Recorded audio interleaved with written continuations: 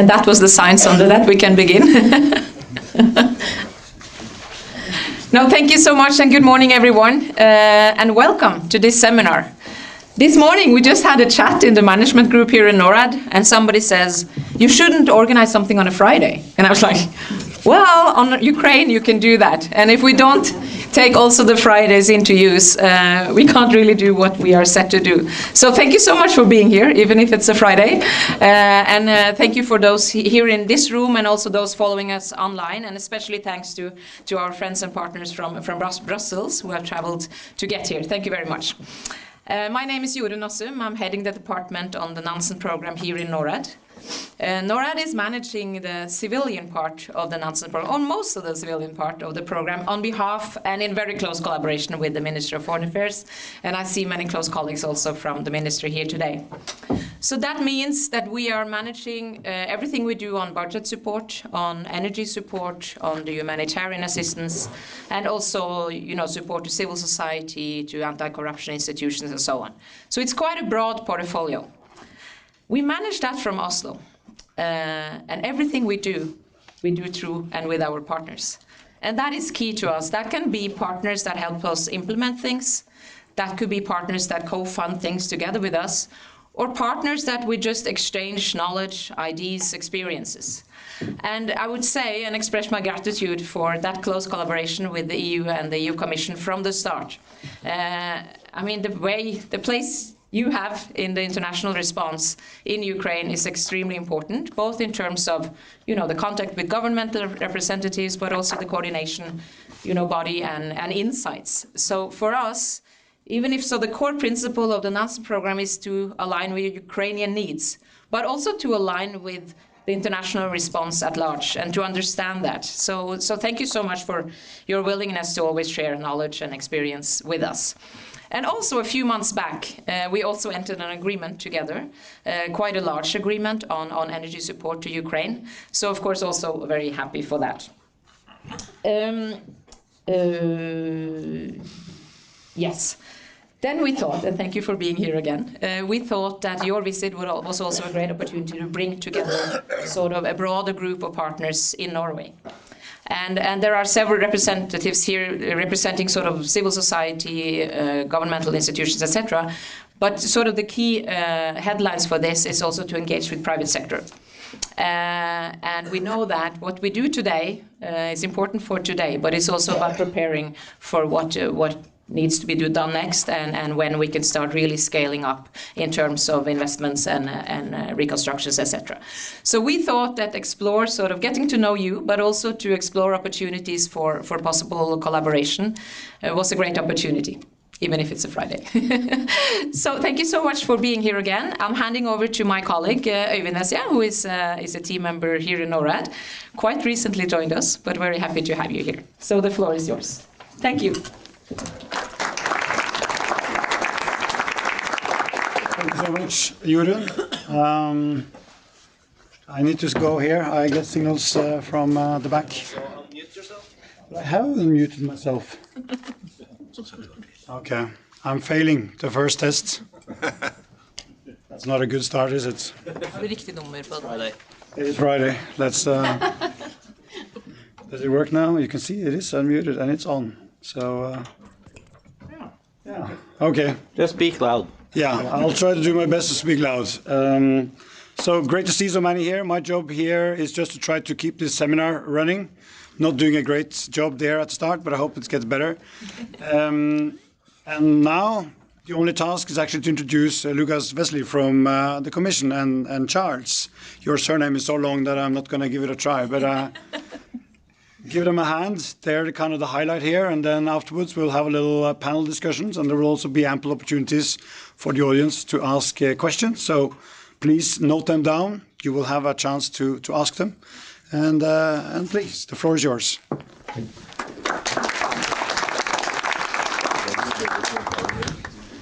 Thank you very much for the really nice welcome. My name is Lucas Wesley. I was born in Prague.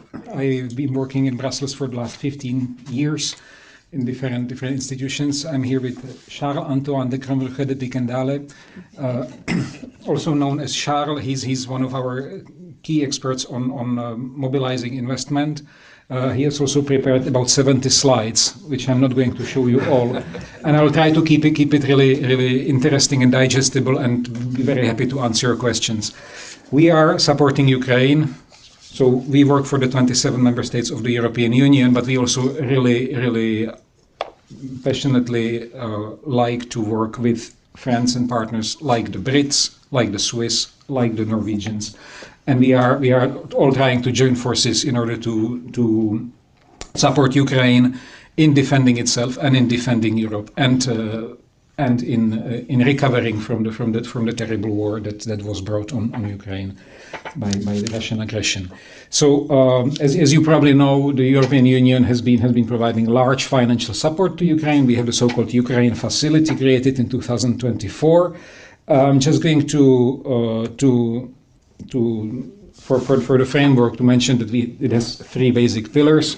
Pillar one is large-scale loans from the EU to basically fill the gap in the Ukrainian budget, linked to a very precise schedule of reforms. So it's really, you fulfill something, you get an amount, and there is like a very precise calendar for that.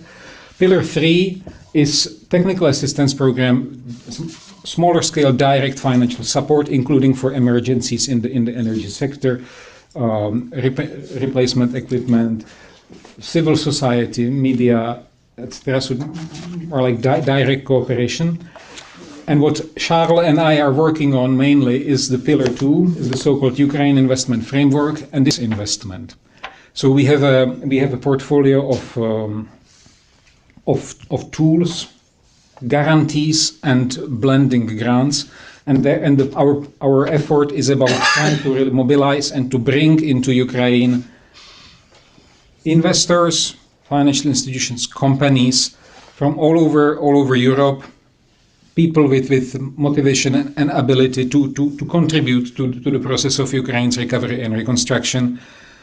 With the financial solutions for de-risking their investments, and for sometimes partly subsidizing some of those investments, or financing their technical preparation, we are trying to facilitate this investment support for Ukraine, and in the context of Ukraine's gradual integration into the European Union, into the single market, in which Norway is also participating, by the way. So, okay, let's not flood you with numbers, but our capacity is basically 7.8 billion of guarantee cover, 1.7 billion of blending funds, and Norway, as was mentioned, has recently made a contribution to the Ukraine investment framework. So we have really joined forces.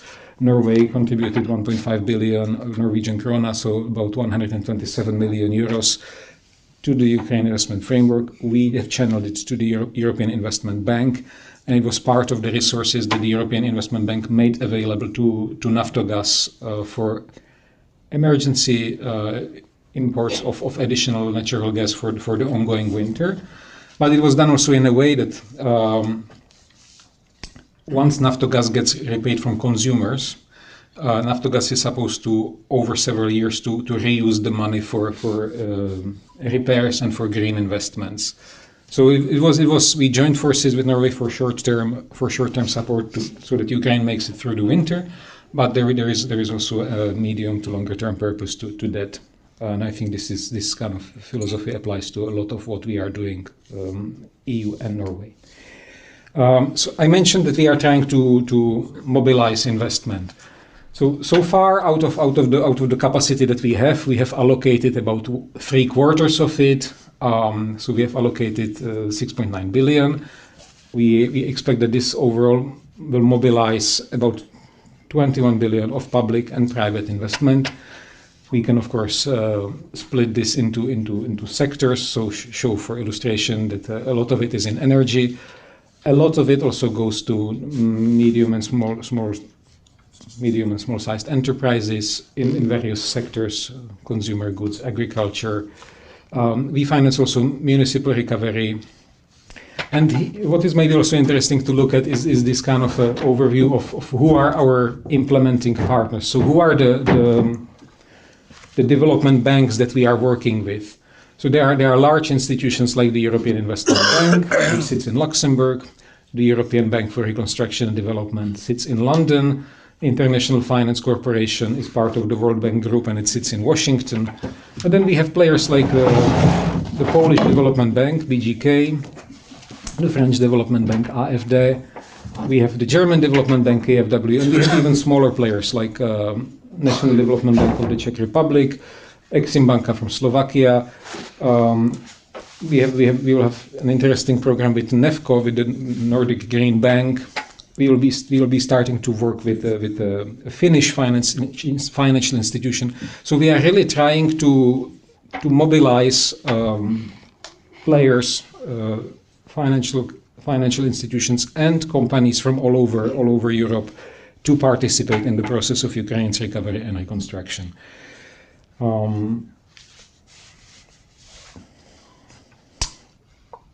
Let's maybe skip this. I will mention that within the portfolio of financial support that we are building, we have a green target. So at least 20% of what we finance is supposed to supposed to qualify as green investment. But we are in fact a lot more is actually fulfilling this criterion. We also have a target for supporting SMEs, so that we don't just provide all our support to the public sector or to the largest enterprises. So we do have several programs that focus specifically on smaller and medium-sized companies. And this is a bit technical, but I think it's interesting just to illustrate to you. So what do I mean when I say that we are sharing risk? So let's look at the scheme on the left. Imagine there is one loan from a bank to a company in Ukraine. So a baker borrows some money from a bank for some equipment for their bakery. If the baker then if the enterprise goes down, maybe because of war damages or simply because the enterprise is unsuccessful, if it does not repay the loan to the bank, the guarantee that we provide, it covers part of the losses that the bank suffers on the loan. So because the guarantee is available, the bank was able to provide the loan. It did not face the risk alone. The bank could provide it for a longer period or at a lower interest rate than it otherwise would have to ask.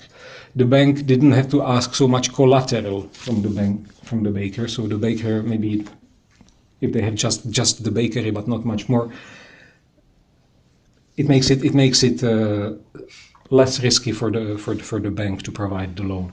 So this is fundamentally the role that we are fulfilling, and of course this was one tiny simple example, but it works at a larger scale as well. So we can intervene in the first losses of a certain investment, or sometimes there are donors or the implementing partners. They take a bit of the first losses on themselves, and then the EU covers second losses.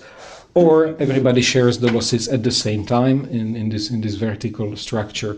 So these are just different ways of sharing risk, and we have the guarantee capacity for that. I'll just also still show you a slide to illustrate that we have guarantees for different thematic programs. So the EBRD High Bar program that you see mentioned on the top is a program focused basically on renewable energy investments. So wind, solar, battery storage, etc. This is also the program under which we covered an EBRD loan to Naftogaz for gas imports for this winter. So this is largely a green program, but it also helped us to have a short-term intervention. EBRD Resilience is a program for municipal and corporate financing. EBRD Financial Inclusion is for MSMEs. The EIB guarantee, the EIB dedicated guarantee is mainly for public sector investments, so municipal repairs, railway repairs, energy infrastructure repairs, and so on.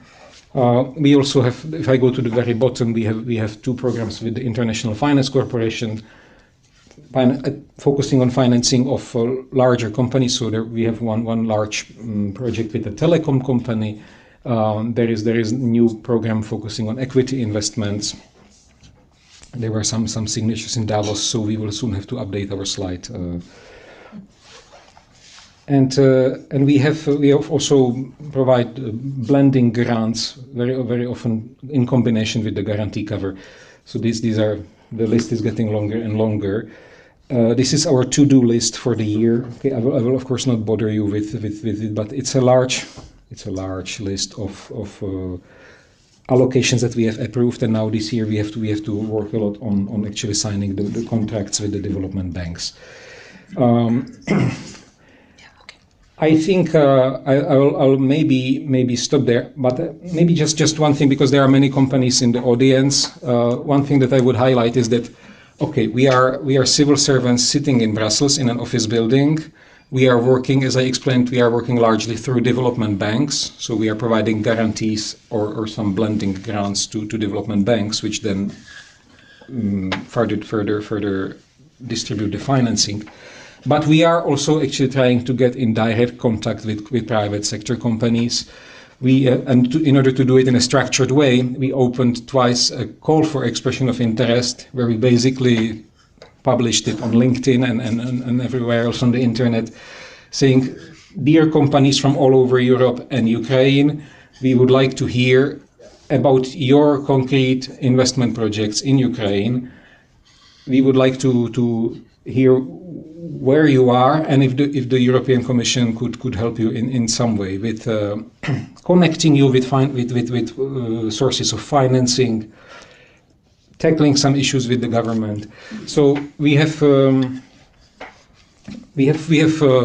of focused this exercise on investment projects that would be larger than 50 million, but still we got in 2 rounds taken together, we got something like 250 expressions of interest, and we have a team of colleagues who are basically going through the individual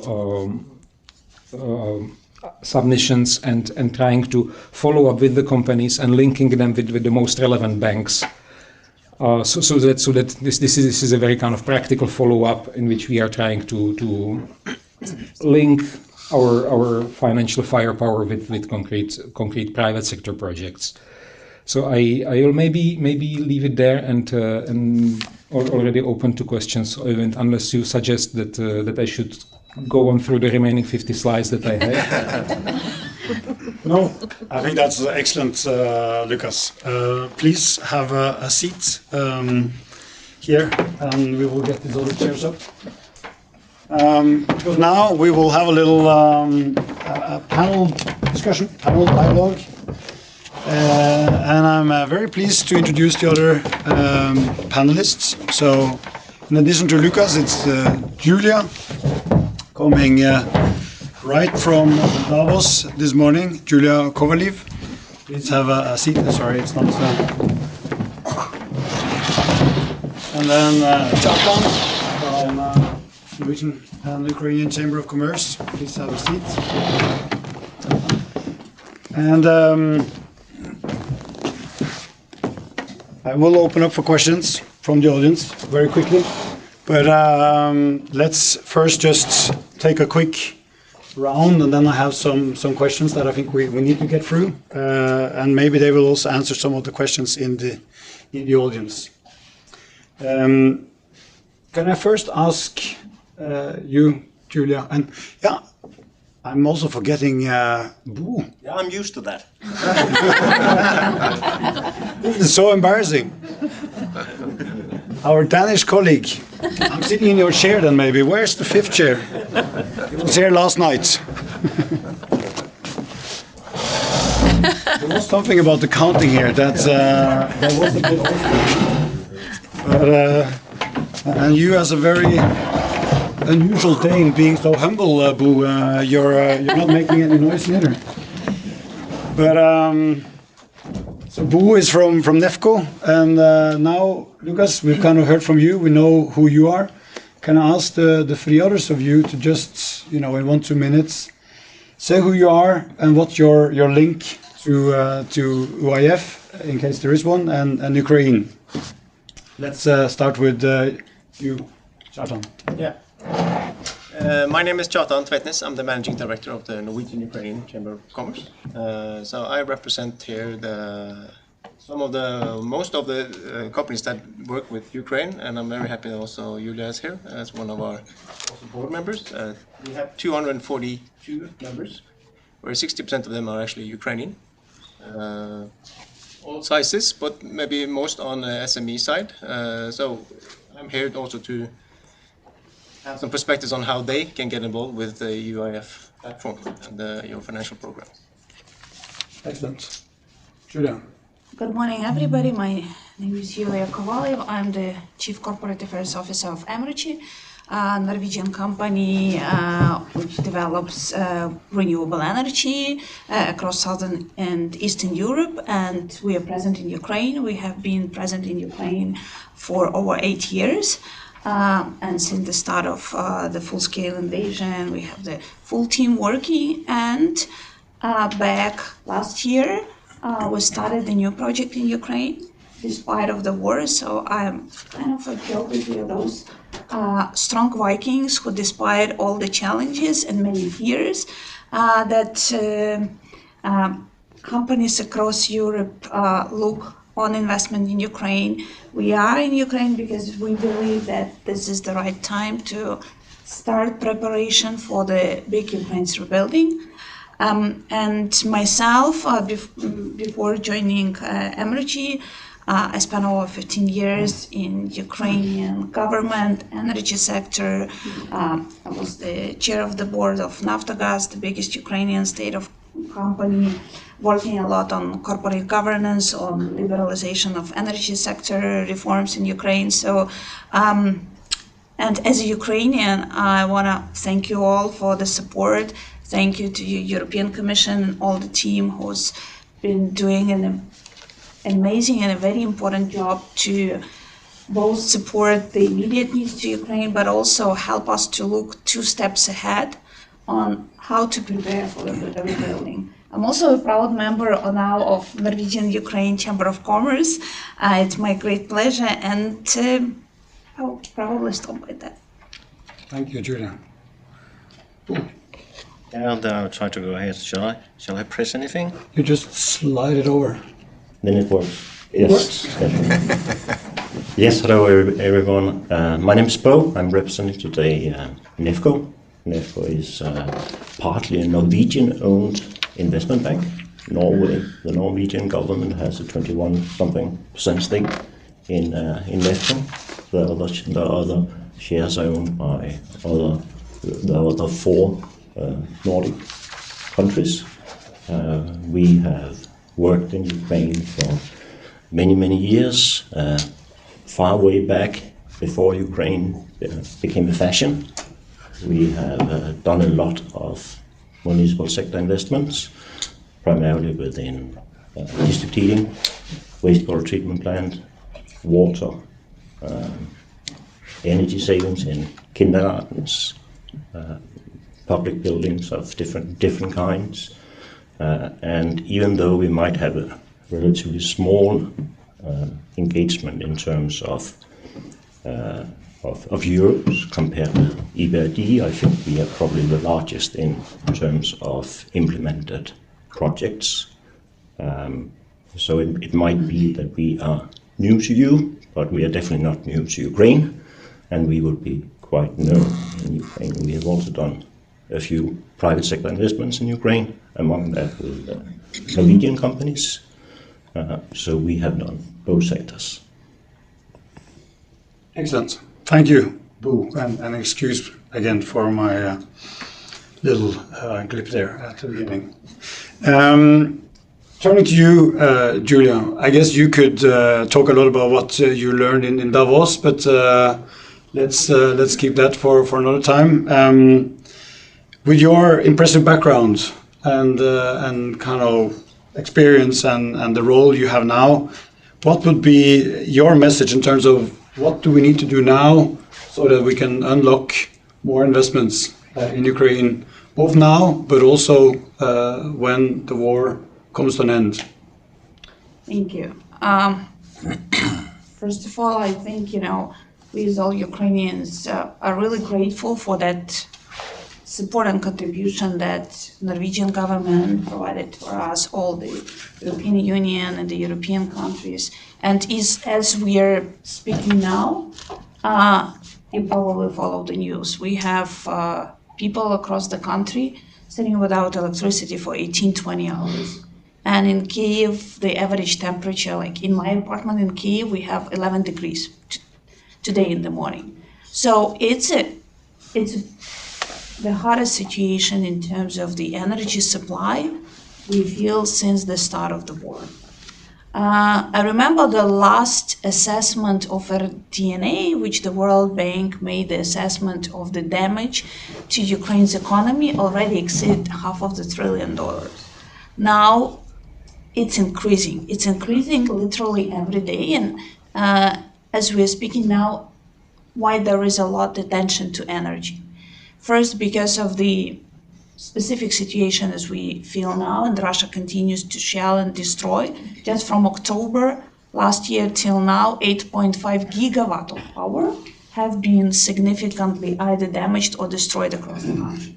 And we all understand that power is kind of a blood of economy. If you don't have power, neither small and medium business, nor the big metallurgy plant, nor any other business can run. So that's why I think what we see now is the focus of Norwegian government support and Norad program was a lot of focus from European Commission and the available guarantee schemes and the IFIs and the DFIs. Energy is becoming one of the urgent areas for the rebuilding, because the others, even like defense sector, what we are all talking about, the need for production of more weapons, but it can't run without power. But on the other side, it is also there are the very specific needs to cover the urgent situation, but we also need to look in 2-3 steps ahead. Because energy is rebuilding energy. It's not something you can do from today till tomorrow. We know very well that with such scale of the destruction, it will take years gradually to restore the power. But as we Ukrainians say, it's not only like rebuild, it's build better. What does it mean of building better for Ukraine's energy? It's building it more green, more sustainable, and naturally replace, for example, the coal power generation into more green and into more renewable one. And of course, it will require a lot of capital. And we see, thanks to the efforts of European Commission and many governments which support, there are the funding. Actually, we can't say that there is no concessional lendings for the energy projects in Ukraine. But on the other side, where we see now from the private sector, where are still the gaps that need to be covered? I think first we need to look back on the pipeline of the projects. We see that for those projects which are ready today, yes, there is the funding, there are the IFIs who can support them. But there is not so much effort to support the development, the private sector pipeline on developing the new projects. And that's where I would say that Norad is leading among all of the wider European government institutions to understand and support the scheme, because Ukrainian business does not have now available funding to invest into the new projects. For European investors, it's still very risky to put capital, and we're talking about like millions of dollars that you need to put in a proper development to make this project bankable. So this is one pillar that I think we need still to work and pay attention. On the second side, on the energy sector, there are some reforms that need still to be done. in order to kind of multiply and provide those instruments that we see in other European countries. Like, if we're talking about the renewables, we need to have the offtake solutions in Ukraine, which will support more bankability of the projects. And we see now with the support of, you mentioned, EBRD is now putting the efforts to start this pilot in order to somehow mitigate the offtake. This is a very important, but also everything what is linked to decentralized power. The regulation. We see now that part of the European facility, there is already the draft legislation in Ukraine, which significantly streamlines all the development procedures for the renewable and all of the other power projects, which will be very helpful in this pipeline of preparation of the projects. And of course, the water insurance risks. Because at the end of the story, when you will have the project, bankable one, and there will be some development bank or IFC or the other multi-donor institution who will be ready to provide the finance, but you still need to put in equity. And if we're talking about the large-scale energy projects, we're talking about tens of millions of dollars or euros. And so the investor needs to take the risk, including the risk of the war risks. And unfortunately, what we see now, there is almost no, like on a bigger scale, war risk insurance provided that can be affordable for these projects. There is a good example of German government that provide this type of insurance for specifically like German companies, and we saw it in Davos. The first deal of Horizon Capital Fund was German wind developer, and part of that is also the support of the German government covering the war risk insurance. But if that will be kind of multiplied across EU, that will also, I think, provide a significant boost for the equity investments. And of course, the third thing, of course, is the state-owned companies, and as everybody is talking about the need of the strong corporate governance, because they play a significant role in the market. We have Naftogaz as the biggest player in the gas market. We have Energoatom and system operator TSO Ukrenero, who's the biggest player on the electricity markets. And of course, for the private sector to ensure that there is a level playing field, the corporate governance of these big companies is crucially important. Yeah. Thank you, Julia. Turning to you, Kjartan, you have many members already active in Ukraine, also some with some experience with the UIF. Now that you have Lukas sitting here next to you, what experience have your member kind of gathered so far, and is there any advice you would give to Lukas? Thank you. I think it's if we are to talk about our member base and to have the macro picture, they feel it's quite of a challenge to navigate in the, let's say, the jungle of financial tools. So thank you, Norad, and thank you also for the Commission and everyone here to take part. I think arenas like these are important for them to educate really on what is available here. And how blended finance can play a part. And I would love to say we have a lot of good examples on how it is used, but chiefly among our members, it's let's say more product based. So they sell and buy products, and we see less investments in the last few years.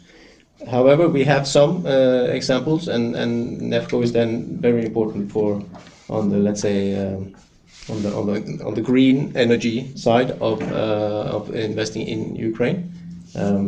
But I saw in your slide here, Lukas, that 15% of the platform is sort of geared towards the SMEs, but it's also important to say that sort of 75 to 80% of the workforce in Ukraine is employed by SMEs. and 2/3 or over 2/3 of the value creation. So to have, and I also applaud this expression for calls, because enabling smaller companies to then express their interests to you, and then you could support them to find NEFCO or to find EBRD on the specific ones, because that is truly a bottleneck for a lot of companies, and it will be in the years to come. And also just wanted to mention UIF and NEFCO and EBRD are well-known names here, but I also want to briefly touch upon this Western Balkan investment framework, where also more Norwegian companies have taken part in the past and also now. So there's also more Norwegian, let's say, experience and some precedent on using these tools. So for people in the audience here, also to look into how Norwegian companies could then, in engineering or technical assistance or supporting larger projects in the Balkans with Multiconsult or Norconsult or Skanska and or other Nordic players, that is something that can be replicated and take part in larger projects also in Ukraine. But to do that, we have to start early, have to start planning, and it's too late when the war is over. So you have to do that now. Thank you, Kjartan. And Lucas, when you hear these comments, what do you think, or do you have a comment to this? Well, all the points that colleagues made are absolutely pertinent, and I totally subscribe. So the importance of sharing the risks of war damages. We have contributed to one scheme operated by the EBRD, which focuses on insuring goods in transit, insuring cargo during transport. but we have also discussed this with Norwegian colleagues yesterday, and today we will still work on trying to replicate this scheme also just for investments in production lines, insuring factories and warehouses, and because the individual company that brings some equity for a project needs to be protected against the risk of war damages. So we are in some of our programs that I showed on our list, we are introducing a war damage cover product. It's more like if there is debt that the company took, and then it suffers a strike by a rocket, and the whole facility is destroyed, then there will be a forgiveness of the debt, and this is known in advance. So basically, then the company has a bit more confidence in making the investment decision at the beginning. So we are putting this little product, we are attaching it to the investment guarantees that we already provide. Okay, we should have probably done this much earlier, but okay, that's where we are. I fully agree with the importance also of supporting the reforms of the state-owned enterprises. This is again when we do intervene, when we guarantee some financing, we also and the banks are very much helping with it to get the companies in better order.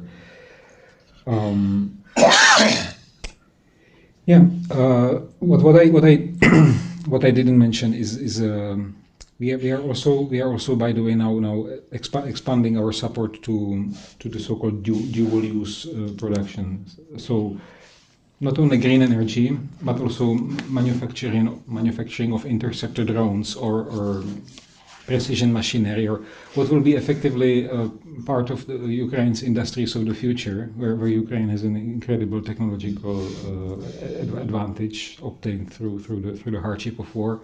So we are willing and motivated and to financially support Ukrainian companies, possibly in partnership with companies from elsewhere in Europe, to scale up their production of dual-use technologies. The same challenges apply, right, as for any young company that wants to grow. So again, by taking part of the risk, we hope to actually help them scale up, and we have we are really actively also looking at the various companies in the sector we have very good coordination with the Ukrainian authorities on this, and the Ukrainian banks and individual companies. So that's something that also it's an upcoming, it's a growing work stream of our activity. Thank you, Lucas.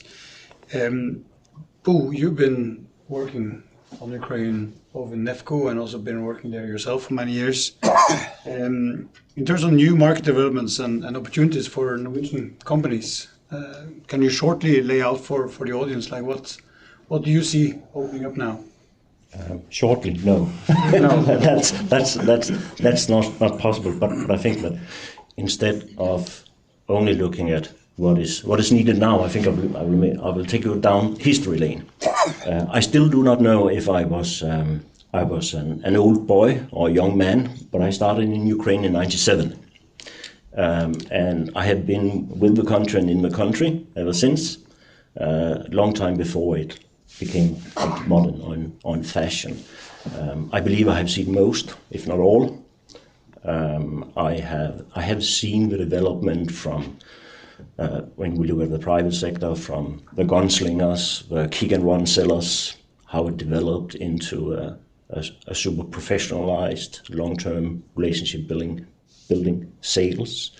I have seen how it went from agricultural peak into renewables only. I think we have in Norway, we both have Scatec and Norsk Renewables, having done a professionally good job in Ukraine. I have seen the depression. I have seen the years when we had 10-12% growth. I have seen how this labor arbitrage, where you went to Ukraine in order to utilize the cheap labor force, how that developed into utilizing the super high-skilled Ukrainian IT specialists. If I look at all these waves, which has been across sectors and across time, the characteristic seems to be that it has moved fast, very dynamic. It peaked fast. It kept a high level, but generally the speed of professionalization is really amazing. So don't as private companies don't underestimate the professionalism which is available, despite the hardships.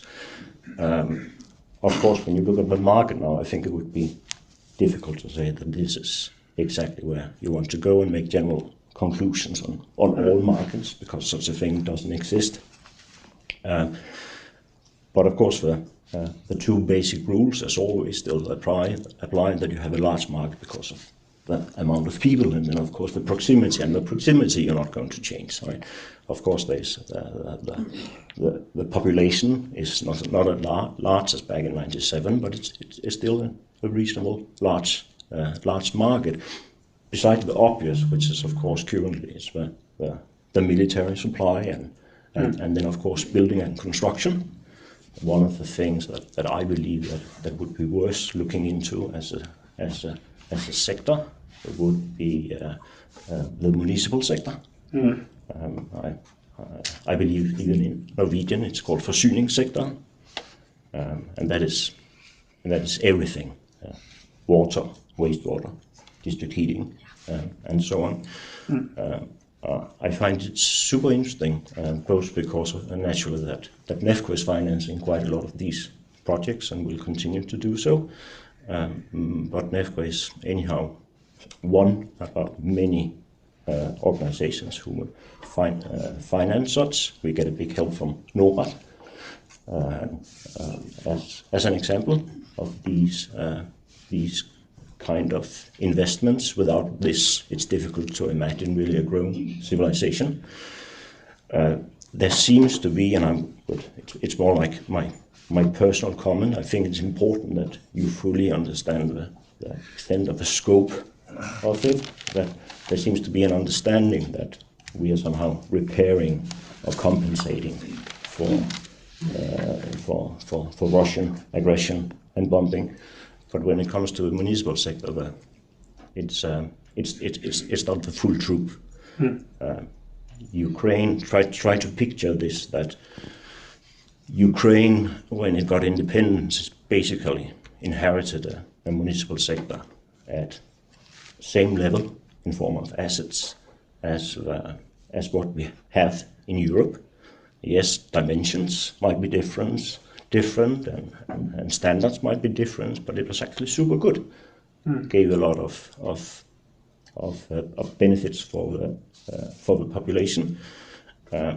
Ukraine, I don't know if it was deliberately, but Ukraine anyhow chose to finance that sector, which was basically at European standards with an African level of money, so to speak, if that's the way, and which have made the system obsolete all over the country.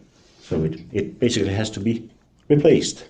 Yeah. And we would be talking about thousands of kilometers of pipelines, sewage systems, street lights, energy efficiency in buildings, and so on. It will all have to be replaced.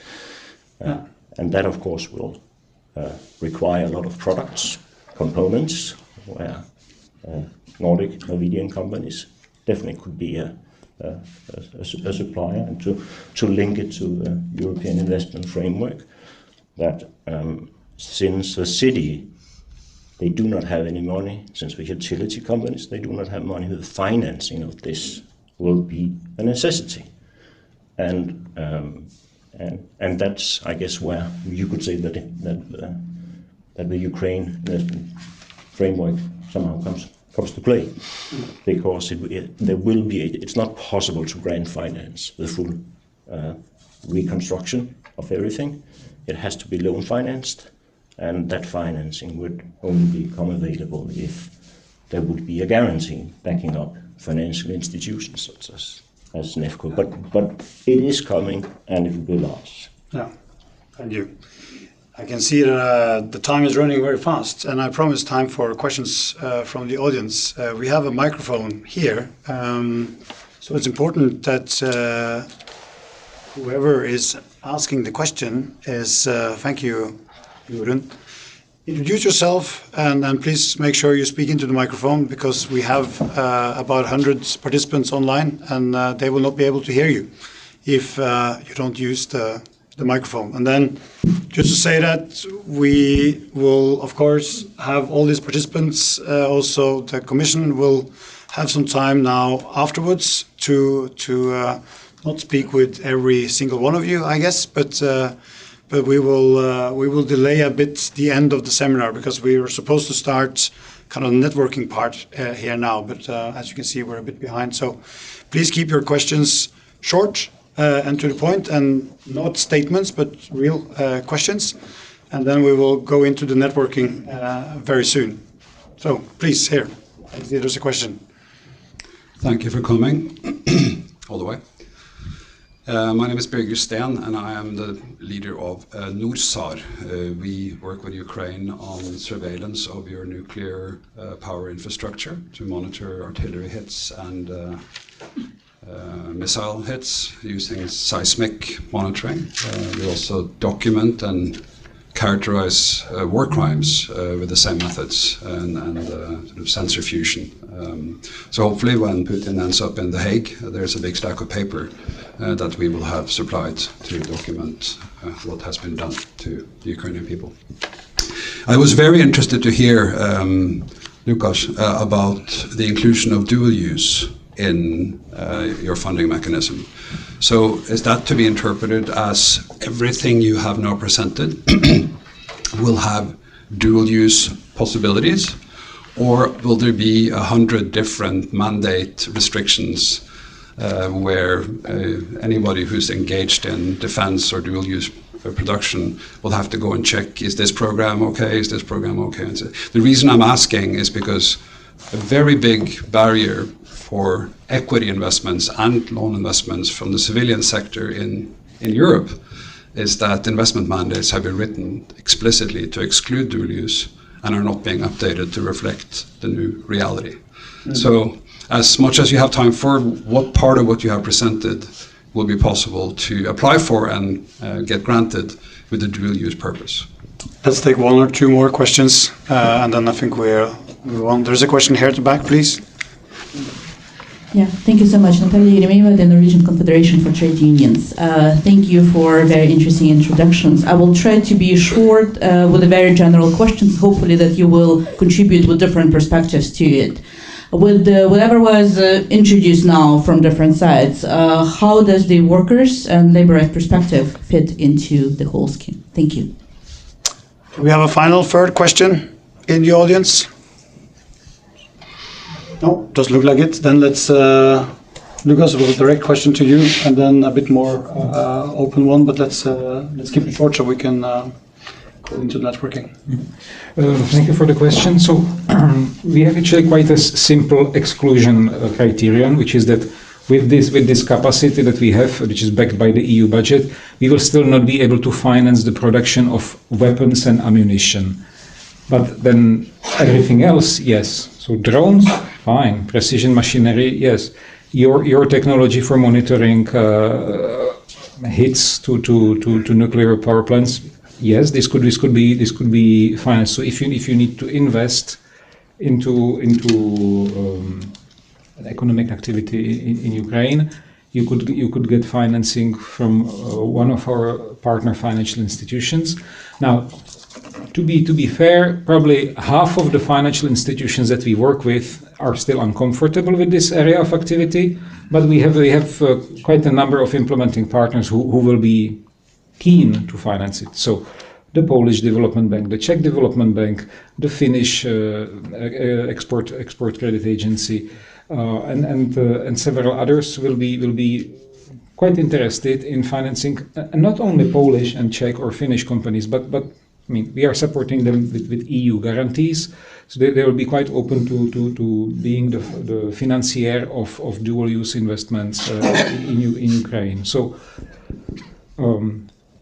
if there are some banks that are not comfortable with this, for example, NEFCO would probably not finance it, but we don't have to force NEFCO to finance your activity because we have other players who are fine with it, and that's sufficient.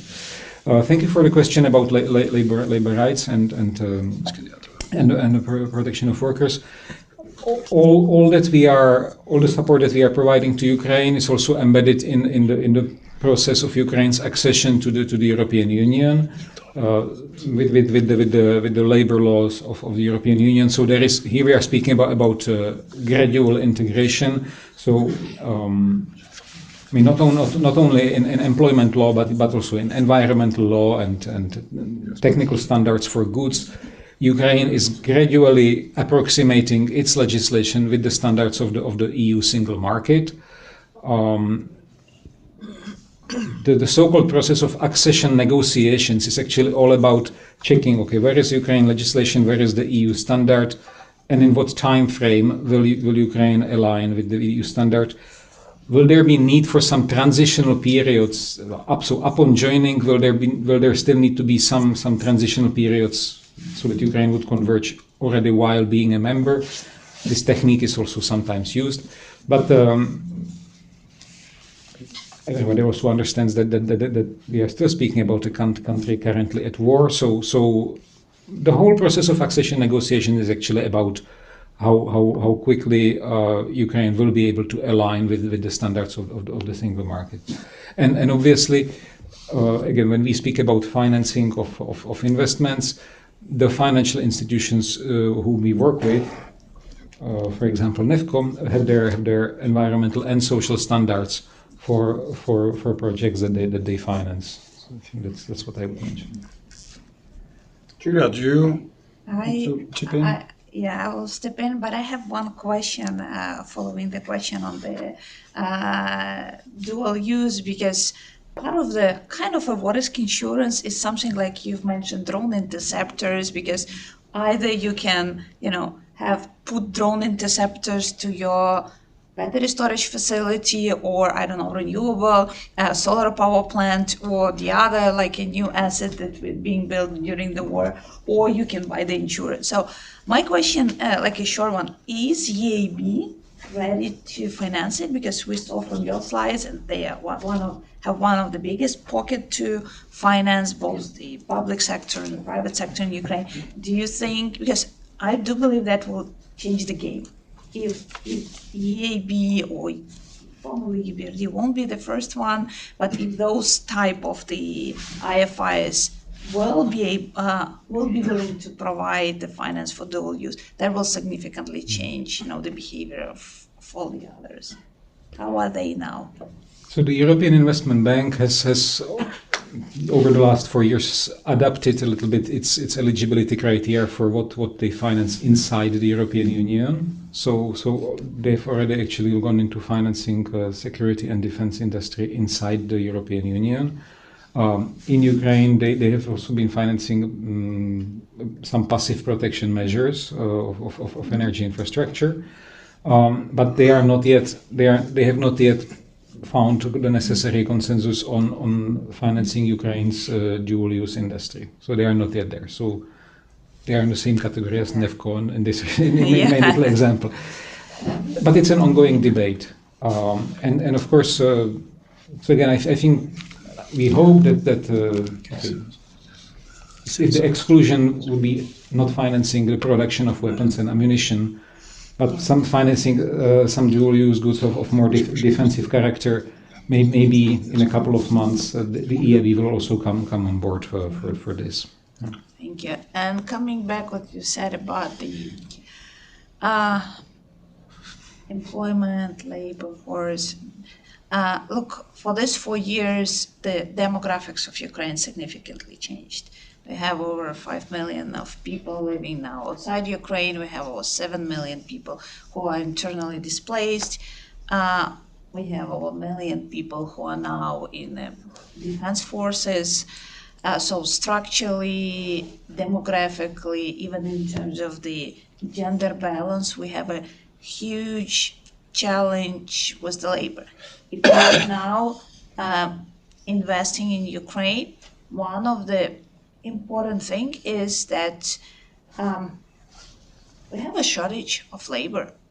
So more and more, and you see that the real salaries are growing in Ukraine the 3rd year in a row. More and more companies are investing into the reskilling their personnel because like different types, I don't know, like I saw myself 2 years ago, the project that Canadian government was supporting, training women to be deminers, just because we had a shortage of men who would be able to step and clean, those vast territories, even like around Kyiv. And this was the program that, changed so the education is critically important on, changing and skill set to have the labor force to sustain and to prepare for the rebuilding. Another big thing is the integration of the veterans. We are talking now about 100,000 of people who are coming back from the front line. And this is the new reality. It's not for Ukrainian government. It's for each and every business who will work in Ukraine. Because the veterans, and we are talking for like over 1 million of people plus their families. So starting to adapt now on working and reskilling, reintegrating veterans. This is kind of a must for each business. And like during Rome, the Ukraine rebuilding conference, there was a big part of the discussion about the human dimension of the rebuilding, because the money could be there, the physical equipment could be there, but you need people to run this business. And that's why, from the corporate sector, we all are putting, a lot of attention and a lot of investment in people who are now working like in very harsh conditions. Because what I've told you about like 11 degrees in the apartment, no electricity, the people continue to work remotely from offices. And this is also a resilience. And and thank you for this question, this is a very important part of successful Ukraine's rebuilding. It is really a tough Friday for me. I said we were over time, but I've looked at the watch again and I realized that we have more time, so we have questions. We have time both for questions in the audience and the networking afterwards. I think, I will dare to ask one more question here at the end here. Johan Knudsen, I represent Multiconsult. We are an engineering consultancy. Really interesting to hear your presentations. Just a very short, simple question, and with reference to also what Bo said, that there's a lot of talent in Ukraine, and I also discovered that when I was working there for NEFCO a few years ago, doing evaluations of their credit facility to energy efficiency. But how do you see the possible comparative advantage that companies in Norway can provide for reconstruction of Ukraine? What role and what channel should we be looking, and what partner should we be looking at, and is there a facility to facilitate contact cross-border between Ukraine and Norway or Western Europe? excellent. Thank you. Do we have one more question from the audience? Otherwise, you can think about it. Excellent question. Do you want to start, Lucas? Sure. So part of what we finance are so-called project preparation facilities. So actually, the European Investment Bank or the EBRD, and also the other players, the other development banks through whom we finance Ukraine, we give them technical assistance grants in order to actually hire engineers to prepare the reconstruction projects. So this is significant in order to accelerate the preparation of needed projects. So that we don't just leave it entirely up to the Ukrainian companies and public sector authorities to technically prepare all by themselves. So the development banks like NEFCO or the EIB, they really sit on an important resource through which they engage engineers in project preparation. One area that I would definitely highlight for this year, so we are January 2026, we have seen over the last 3 or 4 months massive destruction of Ukraine's energy sector, right? And Julia also emphasized it. I guess the defining challenge for this year, nobody knows whether hostilities will stop anytime soon, but what is for sure is that Ukraine will need to repair and or replace as much as possible until next winter of the energy generation and, by the way, energy transmission capacity that has been damaged. Because currently Ukraine is fragmented into a couple of energy islands. Regions closer to the EU are doing better. Regions closer to the front lines are in a very precarious situation. So rebuilding the production and the transmission capacity is a crucial challenge for this year. I think any company from anywhere in Europe with some capability of teaming up with the Ukrainian companies, larger ones, smaller ones, to help restore the energy generation and energy transmission and distribution capacity. That has to be the crucial focus of all of Europe this year, I believe. And let me also take this opportunity, by the way, to thank Norway, really, from the bottom of our hearts, for the significant support that it provides to Ukraine in a very, very concrete way, time and again, really intervening where it matters, in particular the energy sector, but not only. So it has been really impressive to observe this, and there have been new Norwegian announcements just a couple of days ago. But clearly, looking ahead at the year ahead of us, there is a lot to repair or to replace with greener technologies. Kjartan, do you want to come in on this? Yeah, I also just want to note that if there's any questions on sort of how to engage, please let us know. Come and have a talk to us. We have a role here to facilitate dialogues between private companies, but also between institutions, in both in Ukraine and Norway, and international financial institutions. And I also just want to say that the trade, on a positive note, the trade between Norway and Ukraine is unprecedented. It had a 45% increase last year. So there's never been as many companies engaged or interested. And that's sort of positive note to bring into this. There's a lot of capabilities in Norway wanting to support. That is to find the road to be able to get to the ground in Ukraine.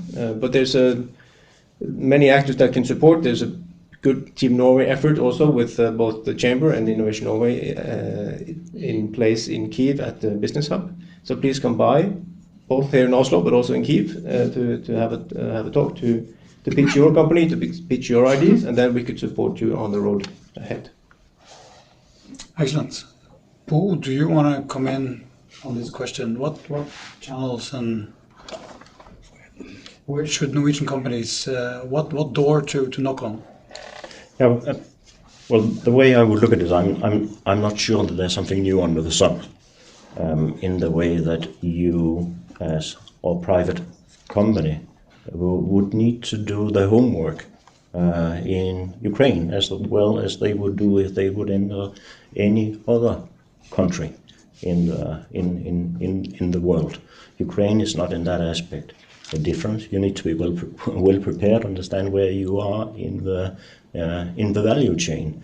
And if you are a supplier to a contractor, or you are a supplier to a supplier who's supplier to a contractor, they have various options, right? I see within the municipal sector a lot of private companies approaching, talking, discussing the utilities and municipalities, but typically they are not going to purchase any kind of component. That it will be, they will purchase a project from a contractor, and therefore the component producer would then be a supplier to a contractor. So it's all a question of understanding where you are in the value chain. But I don't think that Ukraine is any speciality there or special country when it comes to some of the municipal sector. I guess that's another part of the question.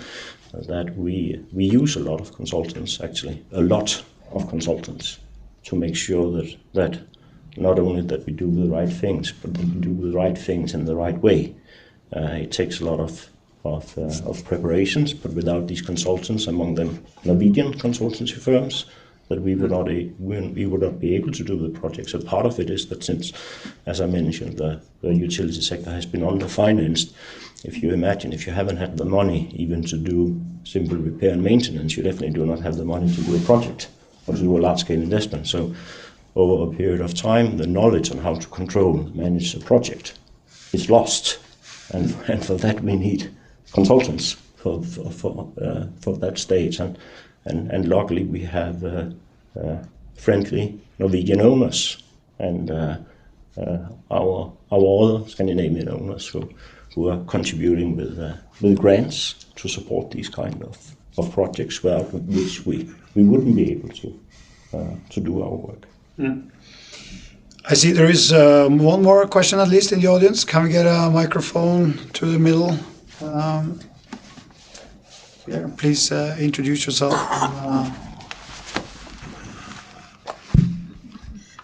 Thank you. Bernd Kranos from Phoenix Repower. We develop wind power in Ukraine. So a very practical question to you from the European Commission. These calls for interest that you issue, that is for you to refer us to the institutions that you are donating money to. You are not actually processing directly any specific project proposal, is that correct? And to close my microphone then, so basically if we already have connections with those guys, we can actually just go straight there and front ourselves. That's the concept, yeah? Sure. So if you have already excellent connections in the EBRD in London, for example, or in any relevant financial institution, you are absolutely able to work with them directly, and they can use then our guarantee when they need it. So, but these calls for expression of interest was really a way for the Commission to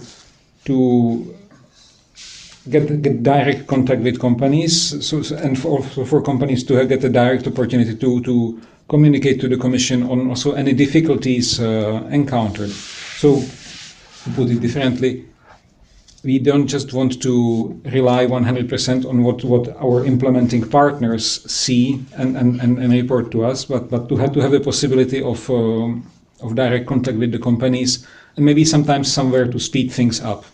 But if you have excellent contacts with financial institutions from whom you can count on the necessary financing for your projects in Ukraine, you can work directly with the financial institution. You don't need to pass by Brussels for any kind of validation.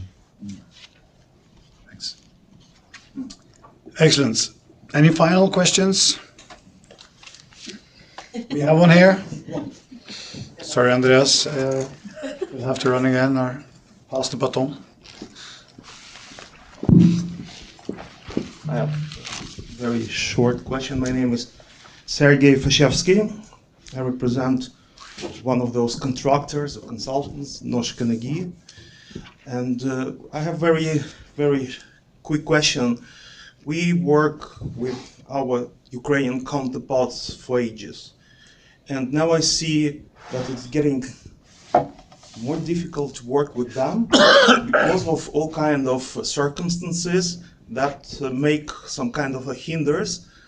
Just a small thing, for example, when we send money, pay for their services, I get often phone call from my bank asking, you transferred money to Ukraine. Ukraine is on the list of unstable countries. Please explain me what is the purpose, show me the contracts, and blah, blah, blah, blah, blah, blah. Have you, and I think it's mostly question to Sharton and maybe to you from Norad, have you been speaking with these people that represent the framework that we need to use the banks to work, to cooperate with our counterparts? Because this sometimes is a headache, and I think this is something that could be improved, make things easier. This is a small thing, but may increase the cooperation. Thank you. Unfortunately, I have the same headache. We get the same response from the banks because Ukraine is on a lot of the transactions. Unfortunately, are being flagged. Having said that, if we've done it to one recipient, then we don't have to do that again usually. But if there's a new transaction to a new recipient, then that sometimes happens. Yes. To alleviate that, to get in a dialogue with your bank, of course, to try to explain to them the purpose of your business and that this will happen again, so that they have that already in their log. That could help. But I agree, it is a headache, and it's unfortunate. Yeah, I'm not sure it's within the mandate of Norad to alter the bank's practices in this regard, but we get the phone calls as well.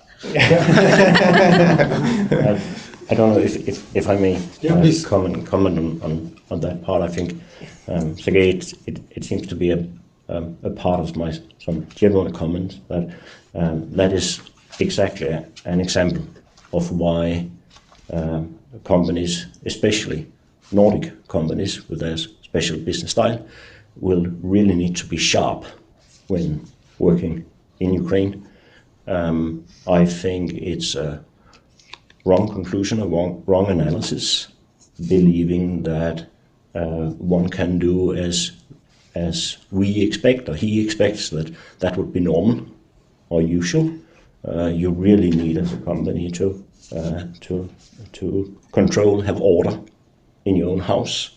Otherwise, you will not be successful. Nobody has promised you that it will be easy, but I will promise you it will be interesting.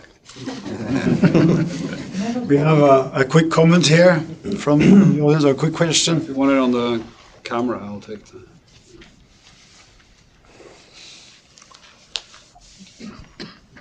Yeah, and I just wanted to comment that I just had that conversation with one of the bigger banks, and you get what you accept, right? The authority that can change this is Finanstilsynet, and they take their orders from Finansdepartementet. So, Norad, you can at least kick it up the chain and ask that it be kicked back down, because money is the most important thing that we can contribute. And to put the 2-month, 3-month wait on every single krona that gets transferred is unconscionable, frankly. It's not acceptable. So we should all go to our local congressman, or whatever it's called in Norwegian, and say this is not acceptable. Thank you. This is the last call for questions in the audience. Otherwise, I think we'll move on to just the last kind of comment from the panel. We've covered, I mean, this is quite a narrow seminar, I think we can say, but still we covered quite a bit of ground. Are there any kind of new thoughts or insights that you want to share here with the audience before we move on to the networking bit? Starting with you, Lucas.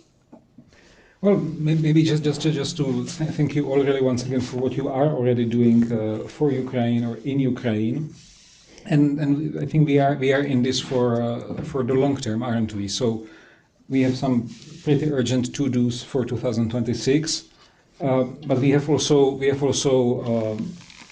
very long money available in terms of long-term loans, with a long-term purpose, long-term needs to address.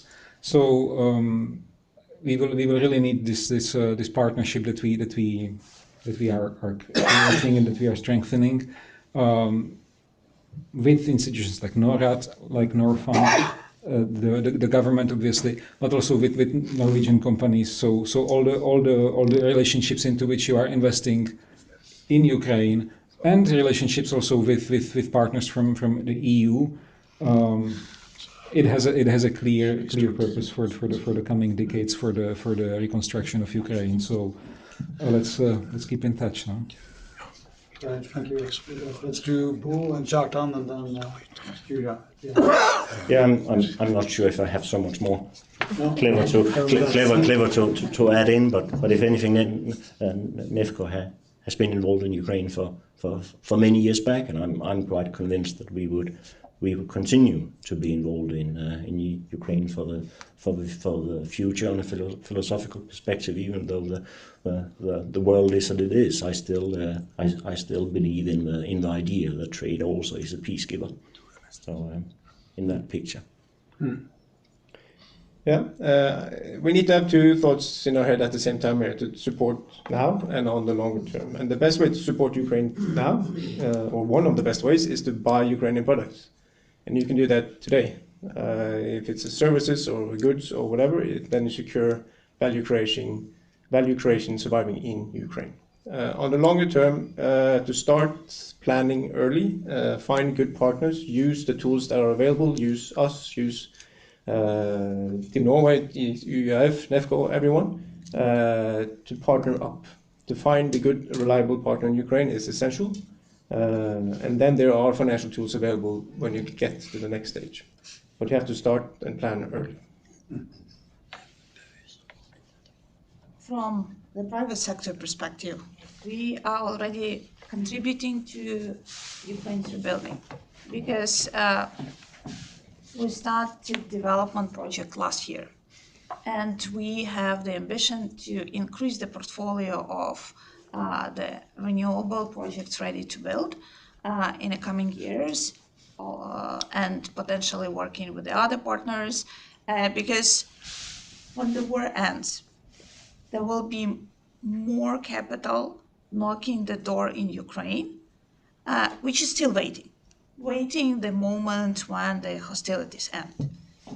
But if we will be the only one and limited with the financial ability to build this ready-to-build project, to prepare this ready-to-build project, where those billions of dollars in Ukraine's rebuilding will flow? So we are there to start this work and being ready for the Ukraine's rebuilding with and especially like focusing on the green energy infrastructure. And actually my message to our colleagues in European Commission is, I think what Norad has done with the support of the companies like us and the others who continue now on the development stage, taking development risk in Ukraine, and preparing the projects to ready to build, if that can be supported and multiplied, not only to support the public sector, but also the private sector with different types of blending finance, grants, that will help to prepare country for the rebuilding. Because focusing only on the public sector projects, at the end of the story, as a Ukrainian, I don't want my country to be around like 60%, 70% of GDP by the state-owned companies. We all know that it's a tricky path. We had it in the history.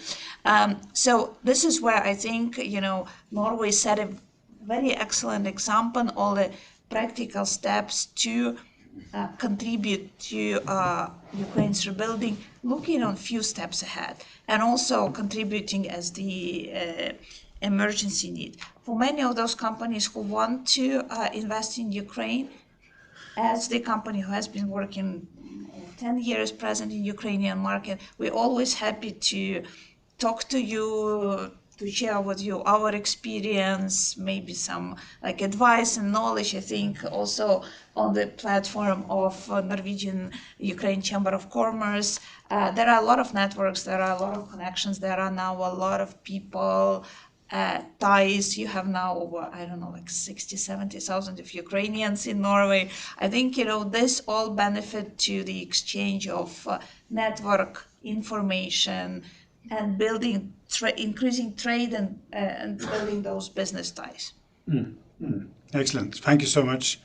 So this seminar has been recorded. So if you, for whatever reason, want to see it again, that's possible. I'll make sure to circulate the link, but not least, maybe more importantly, also the slides from the Commission. So there is more information to be looked upon there. Please join me at the end. Big round of applause for our excellent panel.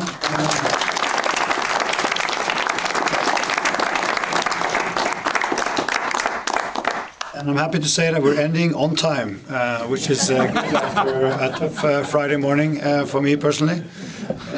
We have a little bit of at least coffee and tea at the back.